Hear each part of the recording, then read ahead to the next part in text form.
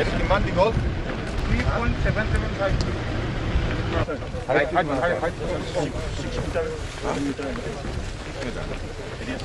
ইয়াৰ পৰা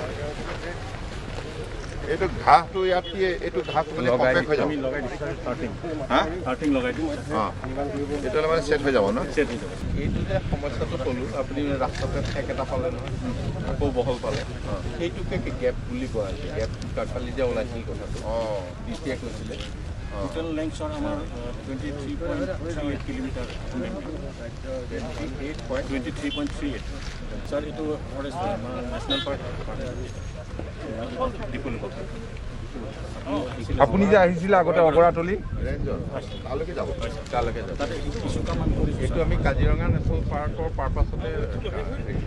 আৰু ড্ৰেইনবিলাক অলপ আগত খান্দিছে এই যে ফৰেষ্টে যে ড্ৰেইন খনা বুলি কৈছিল সেই গাঁওখন মানে একদম লাগি আছে কাজিৰঙা এইটো ইমান বহল কৈছে যথেষ্ট বহল এইটো বহল হা 7.5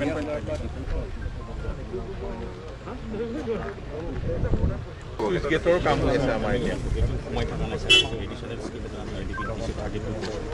আৰু এই ছেগমেণ্টবিলাক যে স্যাৰ ছটা ছেগমেণ্ট ৰৈ গৈছে তাৰ কাৰণে 21 কোৰ্চৰ আমি এটা ছেগমেণ্ট দিছোঁ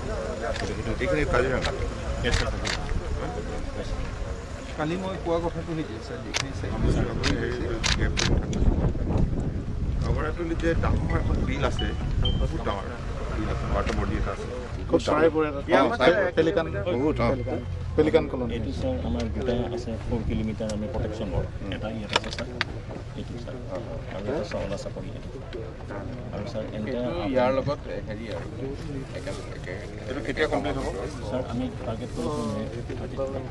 30 তাৰিখৰ ভিতৰত হৈ যাব মেটেৰিয়েলবিলাক ক'ৰ পৰা আনিছে এইবোৰ?